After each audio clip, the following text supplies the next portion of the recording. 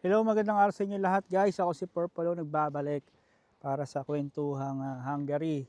So ngayong 2026, ikikwento ko sa inyo kung paano ako napunta rito sa Hungary, no? Alright. Noong 2023 kasi guys, nag-apply ako. 2022 October, nag-apply ako. So itong video na to, ikikwento ko sa inyo yung journey ko. Paano ako napadpad dito sa Hungary. So anyways, noong 2022, mga bandang October yon, nagpasa ako ng resume sa internet lang, no? Hindi ako nag-walk-in. Nagbasa ako ng resume at luckily nag-reply agad sa email ko. At in-schedule na ako for initial interview. So yung nag-interview sa akin, Pilipino. Ang pangalan niya ay si Greg. Si Sir Greg. So ang Facebook page niya before is Jobs in Croatia. Yes, akala ko sa Croatia ako magtatrabaho. Pero nung initial pa lang sinabi niya sa akin, unfortunately we don't have jobs opening here in Croatia. But if you would like to may offer, we have a job opportunity in Hungary. Siyempre sabi ko, yes of course. Hungary yun eh. Sino bang tatanggi dun sa Hungary?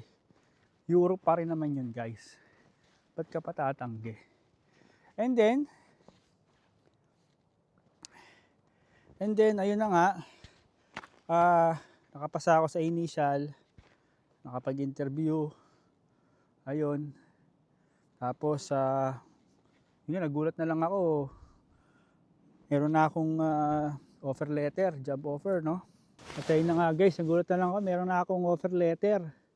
Pagtapos ng initial, edi okay, after few days, pumasa ako. Noong una, hindi talaga ako naniniwala eh. Na ganun, na ang bilis naman ang pangyayari kasi ang plano ko talaga is magtrabaho sa Canada kasi nandun yung ate ko, gusto ko talaga makapunta ng Canada, no?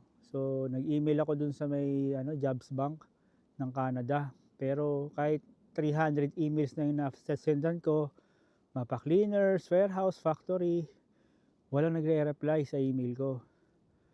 Buti na lang talaga, yun nga, yung ate ko, si Ate Joy, nag-message sa akin. Sabi, Lan, apply ka dito sa, ito yung email nila, yung katrabaho ko sa call center.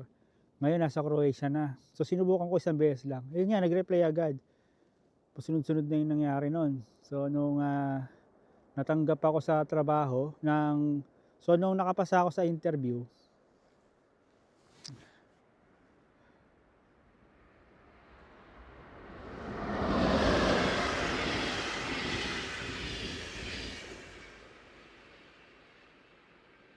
sumunod na yung mga instruction. So binigyan ako ng offer letter, pirmahan ko lang, and then in-schedule na ako for final interview. Siguro ilang linggo lang yung interview eh. Dumating na yung schedule ng interview ko, tapos online lang yon, online. So in-interview ako ng Hungarian, babaeng Hungarian na marunong mag-English. At napakasimple lang ng question niya sa akin. Do you have experience in wood? Ang pagkakarinig ko, food. Nagulat ako. Wood pala.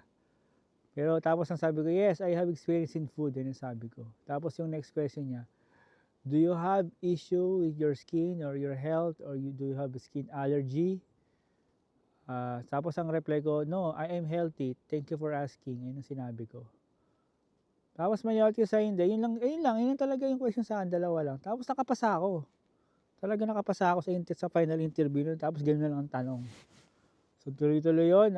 Pagtapos nung na yun, final interview na yun, yun na, lumabas na yung mga job offer, offer letter, kontrata, yung lahat yun ang galing sa email muna, no? Yung mga immigration files, yung mga documents, yung sa TRC, dumating din. Di ko alam na pang TRC pala yung papeles na yun, yung box, na sa box bawal lumagpas ang pirma mo, pang TRC na pala yun. Passport, mga photocopy ng passport mo, i-email mo lang lahat yon. At pagtapos doon, naghingi naman sila ng mga documents sa Pilipinas. So yun na, nagkaroon na ng partner dito sa Pilipinas, si Human Link nga. So si Human Link ngayon sarado na kasi nagkaroon sila ng problema sa ni-recruit nila kaya pinasara sila ng DMW.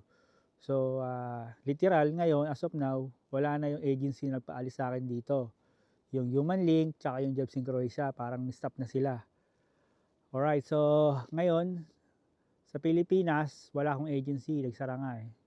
So dito sa Hungary, ang agency ko is WHC. So fast forward ng konti, so pagdating ko nga dito sa Hungary, dumating na nga yung ticket. Ayan na nga, so nagulat ako kasi nga malamig. Tapos pagdating mo dito, yung mga Hungarian hindi nag-i-English, no? Talagang zero English. Siguro ang chance mo lang makakilala ng Hungarian na marunong mag-English is napakababa, siguro 5%. Sa 100 taong makakasalubong mo, 3-5 lang yung makakasalubong mo marunong mag-English. Tapos kung meron man, napaka-basic lang, hi, hello lang, yes or no, yung pa sinasabi sa'yo. Alright, so okay naman yung naging ano ko dito. So yung una, di talaga ako makapaniwala hanggang makarating ako dito sa Hungary. So yun na nga, siyempre isipin nyo yung nagastos ko. Yung nagastos ko lang naman yung ano lang, yung pang-medical. Tapos meron kaming placement fee na 36,000 pesos, no? Yung pala, ang pagkakaalam namin is wala dapat placement fee pero siyempre si Human Link. Ayun naman yung Pilipinas corruption eh. So nagbayad pa rin kami ng placement fee 36,000 plus around 4,000 pesos sa medical. So 40,000 pesos yung nagastos ko.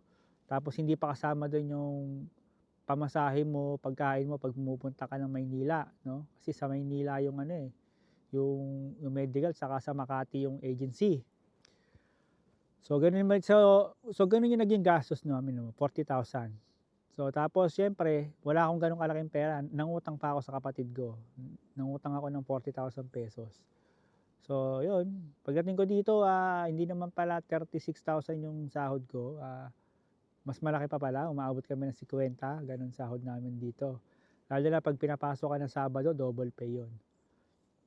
So yun lang yung yung kwento ko kung paano ako nakapunta dito sa Hungary.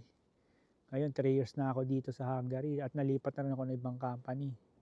So yung sinasabi nilang 2+1, hindi naman pala totoo, hindi pa pala stable yun. Ako kasi ang naging 2+2 pa eh.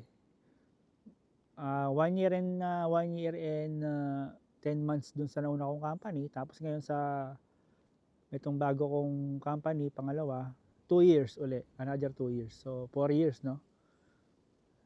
Alright. So ayun, sana nagkaroon kayo ng idea dun sa naging adventure ko kung paano ako nakapunta ng Hungary. So kayong mga aspirant na mga kabayan natin gusto makapunta ng Europe, no? So may idea na kayo kung paano. So yung visa processing, magtatanong kayo, 2 to 3 months yung yung itinagal. So October ako nagpasa ng resume, 2022 nakalipad ako ng 2023 ng March. So tumagal din ako ng almost 6 months, no? Ganun, 6 months ang tinagal ko sa pagpa-process na 'yan. So alright. So ngayon naman, pagkakaalam ko sila Peridot, EMS, yung mga ibang job opportunities dito sa Europe, wala nang placement fee. So pagka gano'n, grab nyo na yung opportunity na yun, walang placement fee. No? Ang laking bagay ng walang placement fee, no? Makakaipon talaga kayo. Alright, so ang ganun na lang guys, ingat kayo palagi, healthy, God bless, follow me for more, subscribe sa Facebook page ko, Boss Purple. Alright, ingat kayo palagi, healthy, God bless, peace.